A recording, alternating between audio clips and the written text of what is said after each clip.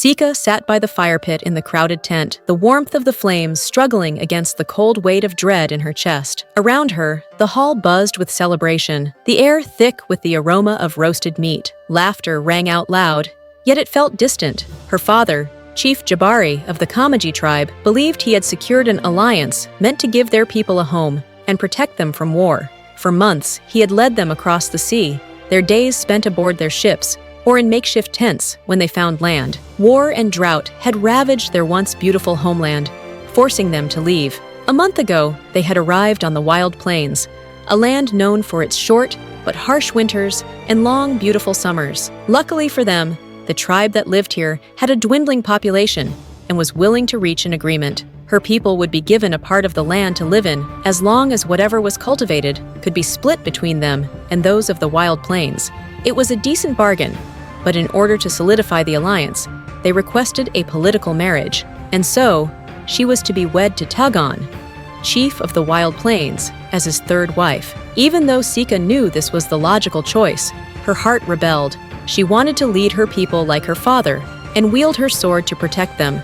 She also wanted a husband who would belong to her alone, but she would do anything for her people's peace and stability, even if it cost her her freedom. Sika had been allowed to spend a few days within the tribe to learn their customs before the wedding. Tomorrow, she was returning to her own people to prepare for the ceremony. Tonight's feast served both as a temporary farewell and a preliminary wedding celebration. However, Sika's real purpose of coming here had been to know what fate awaited her. Her gaze drifted to where Chief Tagon sat, surrounded by his council. He had barely acknowledged her all evening. Tagon was a man she did not know if she could ever come to love. He treated his wives with little kindness or respect.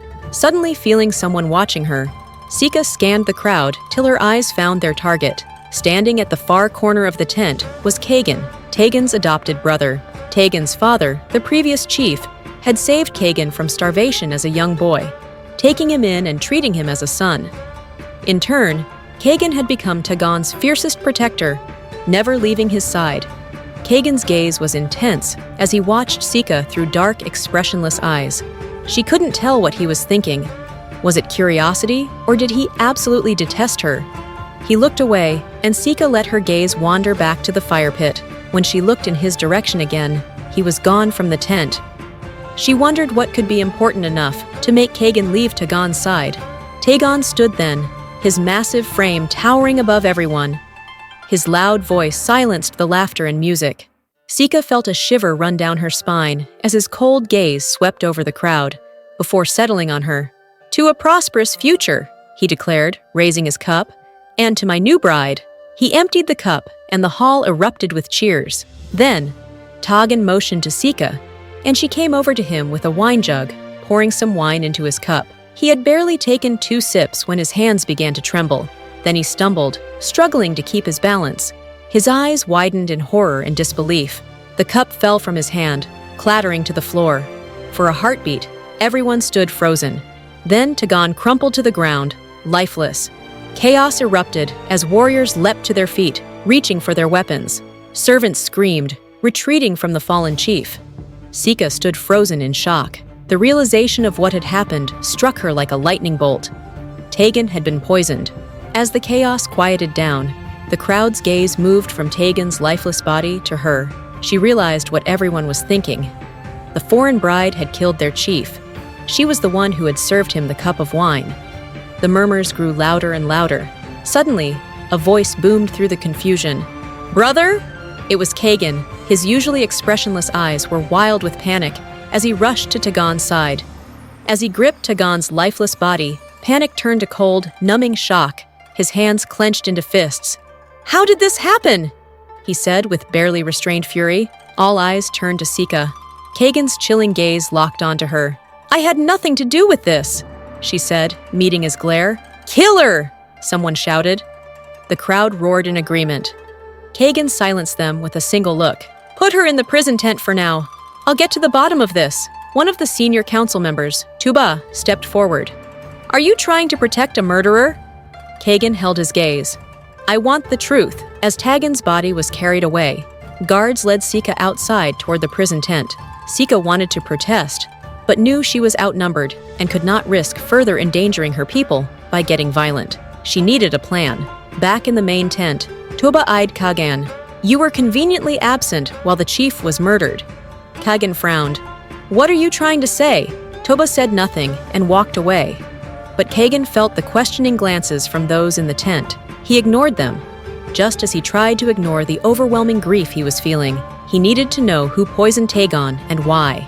Outside the prison tent, where Sika was tied up, a mob of young men gathered, intent on getting revenge for their chief. They got into a fight with the guards, and in the middle of the commotion, someone came into the tent, cut Sika's ropes, and led her outside. It was dark, and she couldn't see his face, but he handed her the reins of a horse and said, "Run!" Sika hesitated, but concluded she had no choice. If she stayed here, she probably wouldn't survive the night. By the time the guards realized what was happening, she was on the horse, speeding away from the camp. Some of the men ran to get their horses and chased her. Hearing the commotion, Kagan came out. Realizing what was happening, he ordered someone to get his horse and followed. Sika rode hard, cold air burning her lungs. Behind her, the pounding of hooves drew closer. Snow whipped across her face as she entered the frozen forest. Unfamiliar with the terrain, she didn't notice the cliff ahead. Her horse reared, throwing her forward, and she plummeted into darkness. Her pursuers reached the edge, peered down, and saw nothing but snow and jagged rocks. Satisfied, they returned to camp. At the bottom, Sika lay still. A tree and deep snow had broken her fall. Even so, she wouldn't last long in the cold. As darkness crept in and her eyes closed, her only regret was failing her people. Sika awoke in a cave to crackling fire, and a fur draped over her. She was alive. She blinked, her vision clearing. Partially hidden by shadows, a man sat sharpening a blade. He didn't look at her, but she knew that silhouette. "Kagan," she whispered. "You should be dead," Kagan said, ignoring the tightness in his chest at the sound of his name on her lips. Sika forced herself to sit upright, wincing at the pain. "Why did you save me?" Kagan felt a fresh wave of grief and anger. "To find out why you killed my brother." Sika took a deep breath.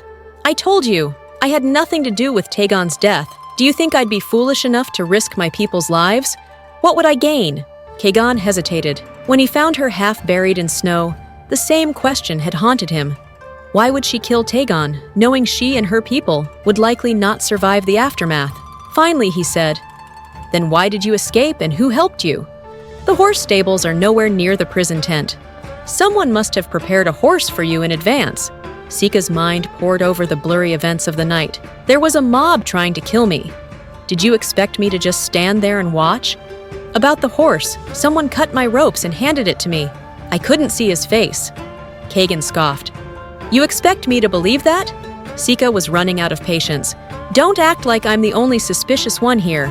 Why did you just happen to be absent when Tagon was poisoned?" Sika regretted the words as soon as she spoke them. Kagan had just lost his brother and was still grieving. "Are you suggesting that I killed my brother? I really should have let you freeze to death," Sika sighed. "I'm sorry. I didn't mean to. Save your explanations for the council," Kagan said, turning away. Sika's eyes widened. "You can't take me back there. I won't survive for long." Kagan hated to admit it, but she was right. "What do you suggest then?" "I can help you find the real culprit." Kagan raised an eyebrow. "And how do you plan to do that? Your father's help? Don't even think about returning home. The council will send word to him." Sika sighed. "I can't risk involving him directly. Have you heard of Hasir the sailor?" Kagan was surprised she knew the man. He was rumored to have connections within and beyond the Wild Plains, and could get almost any information.